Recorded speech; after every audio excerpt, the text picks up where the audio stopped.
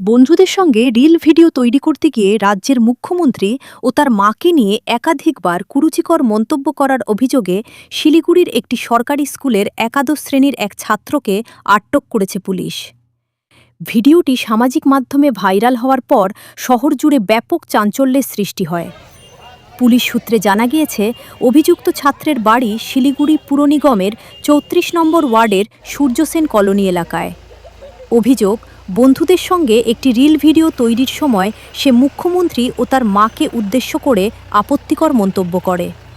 পরে সেই ভিডিও সামাজিক মাধ্যমে ছড়িয়ে পড়তেই শুরু হয় তীব্র বিতর্ক। ভিডিও ভাইরাল হওয়ার পর মঙ্গলবার রাতে স্থানীয় কয়েকজন বাসিন্দা এবং বিজেপি সমর্থকদের একাংশ অভিযুক্ত ছাত্রের বাড়ির সামনে জড়ো হন। অভিযোগ, সেখানে ছাত্রটিকে লক্ষ্য করে ডিম ছোড়া হয় এবং তাকে শারীরিকভাবে হেনস্থাও করা হয়। ঘটনাকে কেন্দ্র করে এলাকায় উত্তেজনা ছড়িয়ে পড়ে।